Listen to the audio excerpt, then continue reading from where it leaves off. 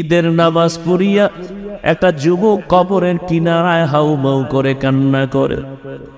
ও যুবক ভাই, তুমি ঈদের নামাজ পড়েছো, এখন আনন্দ বাড়ি বাড়ি যাবে, তুমি কবরের কিনারায় দাঁড়ায় কান্না করো কেন?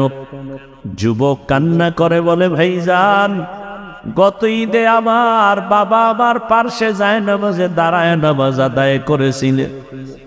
ঈদগায় যখন বের হলাম, আমার আম্মা আমার মাথায় হাত দিয়া দোয়া করেছেন।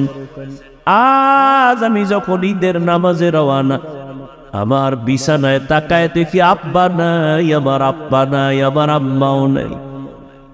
কে আমার মাথায় হাত বুলাইয়া দিবে? আমার যায় নামাজের পার্শ্বে আমার কে নামাজে দাঁড়াও? আজ আমি বড় এতিম। আজকে অনেকে আব্বা আব্বা